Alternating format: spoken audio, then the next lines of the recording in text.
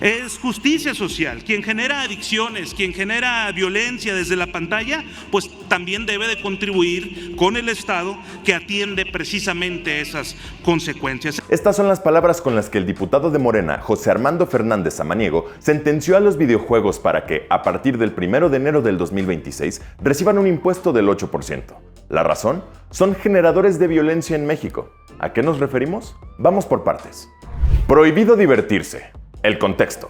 Para tratar un tema de esta índole es importante ubicarlo en varios contextos, el inmediato y el histórico, y señalar aquellas generalidades que legitiman y justifican esta polémica decisión desde las perspectivas política y social. La sociedad mexicana es esencialmente conservadora y lleva décadas en tensión con cada generación de jóvenes desde la disrupción que se gestó en los 60 y se ha mantenido en las décadas posteriores. Si naciste después del año 2000, te sorprenderá saber que hubo una era en que se prohibió el rock, y las expresiones musicales censuradas y perseguidas por el gobierno cobraban vida solamente en sitios clandestinos. Hubo un tiempo en que el humor ácido, crítico y vanguardista ameritaba multa, veto o despido.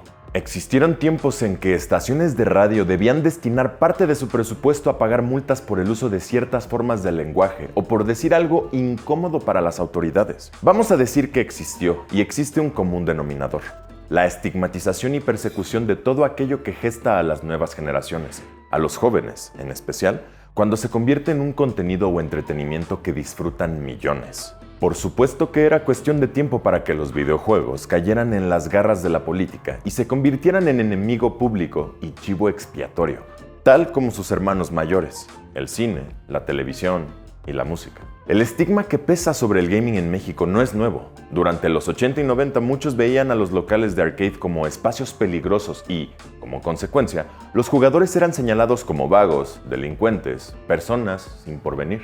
Esto se agudizó con el éxito de Street Fighter 2 y la llegada de consolas y videojuegos por medio de esa actividad de contrabando conocida como fayuca. El choque generacional fue inevitable. Por un lado, estaba el colapso del modelo económico y político de México como resultado de la erosión del partido hegemónico, el PRI, junto con el establecimiento del neoliberalismo con su hiperproductividad industrial y laboral que trajo la condena enérgica del ocio. El sueño de la posguerra se rompió. No más horarios de oficina, no más atender a la familia, no más esparcimiento. Apenas el descanso mínimo porque eres tan bueno como las cantidades que produzcas. En los 90, los videojuegos llamaron suficientemente la atención como para que la televisión abierta dedicara algunos de sus programas de debate hacia esta forma de entretenimiento. Por supuesto, nunca se hizo desde una visión crítica o analítica. El desfile de imágenes y capturas de video de Mortal Kombat, Doom y cualquier juego de disparos ilustraban una narrativa que advertía de supuestos riesgos y daños a la salud de los niños y adolescentes. Si bien no pasó a más y no hubo intentos fructíferos de censura o prohibición, el estigma persistió. Ver a una persona enfrente de un arcade o en su casa enfrente de su TV disfrutando de un videojuego llevaba de antemano una connotación negativa. Los locales de maquinitas dieron paso a las rentas de consolas, sobre todo en los tiempos del primer Xbox, y la condena se mantuvo. El Nintendo es tóxico y genera violencia. Antes los niños veían En Familia con Chabelo. Mientras todo esto sucedió en nuestra burbuja del gaming, el país se cayó a pedazos y hubo problemas graves que requirieron atención inmediata. El interés se mantuvo en ello hasta llegar al cambio de gobierno y establecimiento de un nuevo régimen en 2018. De forma inesperada y generando una enorme sorpresa porque muchos pensábamos que se trataba de un movimiento de izquierda y progresista, el sexenio de Andrés Manuel López Obrador emprendió una ofensiva contra los videojuegos. Al más puro estilo conservador de la vieja escuela, el entonces presidente de México se lanzó en algunas de sus conferencias mañaneras contra el gaming. En diciembre del 2021, AMLO criticó el gusto de las nuevas generaciones por los videojuegos y hasta usó como ejemplo el estereotipo de algo que, antes de ser presidente y como opositor, detestaba: la influencia de Televisa y sus programas en la sociedad mexicana. Fue entonces cuando lanzó la primera advertencia de que algo estaba en marcha respecto al gaming en nuestro país.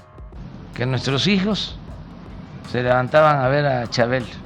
Ahora, lo digo de manera respetuosa, esos juegos de Nintendo, pura violencia. Ya vamos a empezar a analizar eso, porque pasan desapercibidos, como de noche, pero son contenidos tóxicos, nocivos, violentos. Posteriormente, arremetió contra los Battle Royale. Estaba yo enterando de un juego donde sueltan, llegan a una isla como 100 y el juego consiste en eliminarse hasta que queda uno. Fíjense cuánto tiempo en eso, que bueno, puede ser para los jóvenes, para los adolescentes, estar todo el tiempo viendo esas imágenes, interactuando, donde lo central es la violencia, el individualismo. El primer avance notable de esta ofensiva sucedió el 27 de mayo del 2021 con la entrada en vigor del Sistema Mexicano de Equivalencias de Clasificación de Contenidos de Videojuegos. Su antecedente está en una propuesta de 2017 con la Cámara de Diputados para que la Secretaría de Gobernación revisara y clasificara cada juego según su contenido, además de un esquema que copia al de la ESRB de Estados Unidos y un diseño espantoso. Este sistema se consideró el camino por el que el gobierno habría de cobrar un impuesto adicional al que ya se paga del 16%. ¿Cómo lo harían? Nadie sabía en ese momento, pero todo apuntó a que el contenido de los juegos para adolescentes y mayores de edad, en especial juegos con altas dosis de violencia como Call of Duty, Mortal Kombat, God of War, Grand Theft Auto y más, serían el pretexto perfecto. Este camino nos lleva al 16 de octubre de 2025, día en que la mayoría oficialista de la Cámara de Diputados aprobó parte del paquete económico para el próximo año, donde está la ley de ingresos que resultó en nuevos impuestos a diversos productos y servicios, entre ellos el gaming. Cuando la propuesta de Claudia Sheinbaum, presidenta de México, se presentó semanas antes, salió de inmediato el tema de los videojuegos. Pero la realidad es que el gobierno y sus funcionarios no supieron identificar el origen de este impuesto y el supuesto efecto que tendrá en la sociedad mexicana. El 8% de impuesto a videojuegos es justicia social y no es broma. La presidenta se limitó a decir que el impuesto de 8% se debía al contenido violento. El secretario de Hacienda, Edgar Amador Zamora, declaró que el objetivo es combatir las causas de violencia y aseguró que no se trata de una medida recaudatoria, pues esperan obtener, cuando mucho, 183 millones de pesos. Según explicó, es una cifra poco relevante en comparación con lo que se recauda en otros sectores. También mencionó que la propuesta real surgió del Gabinete de Seguridad. Días después, el secretario de Salud, David Kershenovich, dijo en la conferencia matutina que la atención del gobierno al tema de los videojuegos también tiene que ver con políticas de salud, pues quieren que los niños y jóvenes consuman contenido saludable.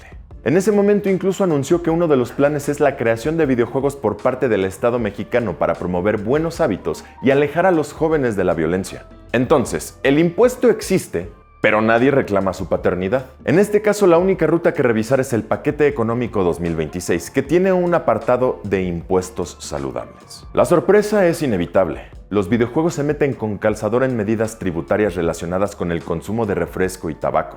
Además, se les menciona de la manera más escueta posible y sin atender las especificidades del gaming como forma de entretenimiento y su impacto en la vida de las personas, tanto positivo como negativo.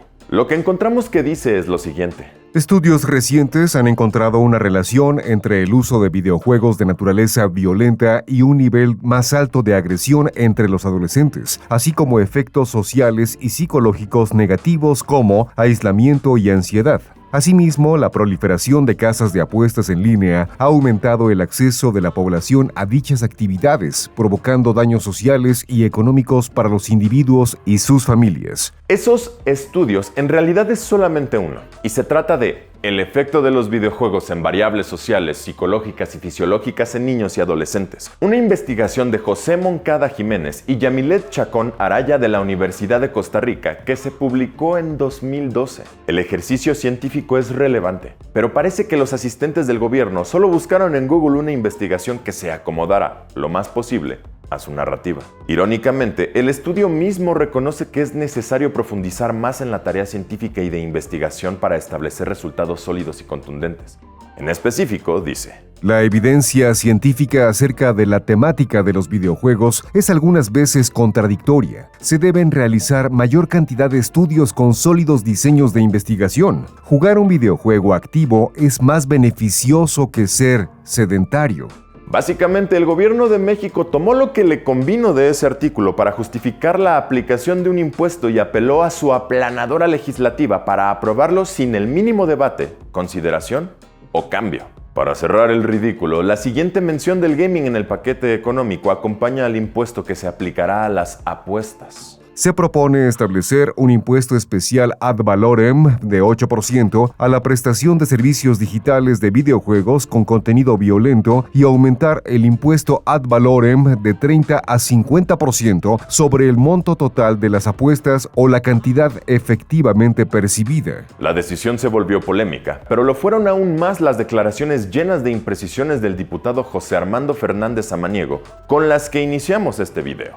En ellas asegura, sin mostrar evidencia, que el gaming produce adicción y violencia, o sea que tiene relación con problemáticas de seguridad pública en el país y por lo tanto, tienen que pagar en un acto de justicia social. Esta postura encontró oposición en la diputada Iraíz Virginia Reyes de la Torre de Movimiento Ciudadano, quien calificó el acto como censura y un sinsentido porque es incapaz de establecer una relación entre juegos, violencia y crimen, y por lo tanto no atenderá causas ni tendrá impacto positivo en la resolución de problemas. Posteriormente declaró: como si jugar fuera un problema de salud pública, como si la violencia de este país viniera de las consolas y como si los gamers fueran potenciales delincuentes.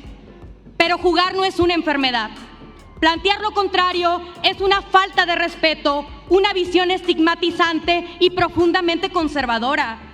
No es política pública, es prejuicio moral y prohibicionismo disfrazado. Y vamos a decirlo con todas sus letras. Nadie se hace violento por jugar. Nadie se vuelve criminal por sobrevivir al apocalipsis en The Last of Us. Nadie termina en la delincuencia por lanzar un fatality, el Mortal Kombat. Y nadie se convierte en narco por atrapar criaturas en Pokémon.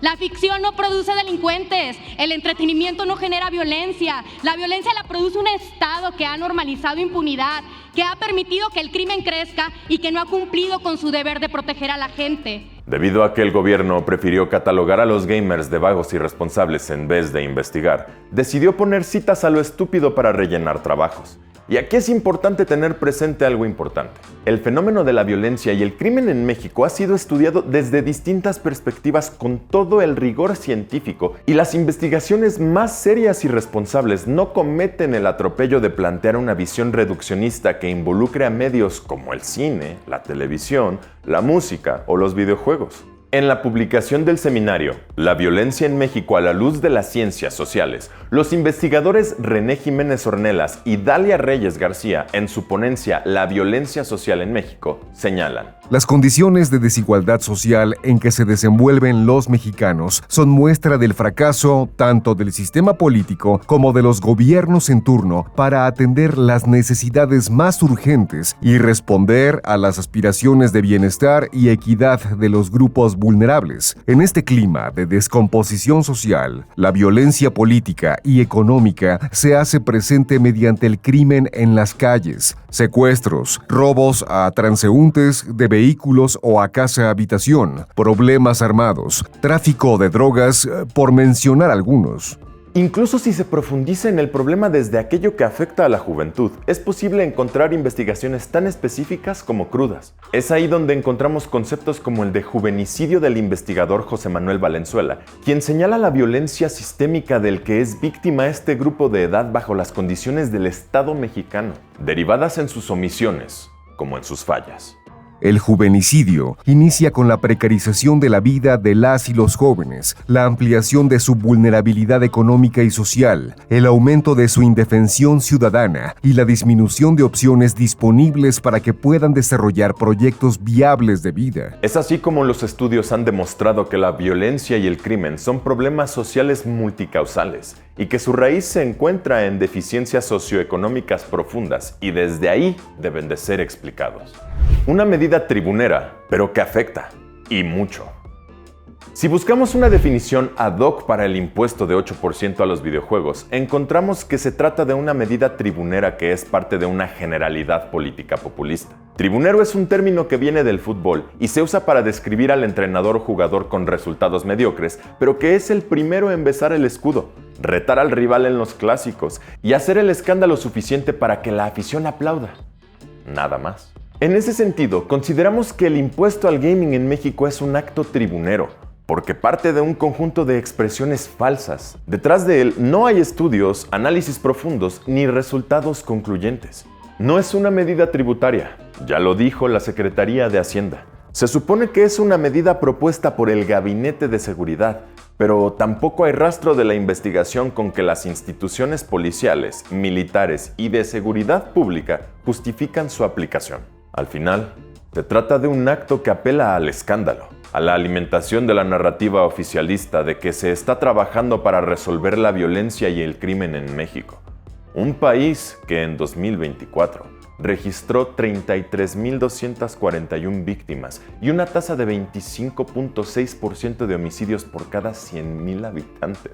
Una nación que está sumida ante todo tipo de actos criminales, corrupción e impunidad. Un país en el que, curiosamente, se culpa a los videojuegos de una realidad que, literalmente, está matando a sus jóvenes.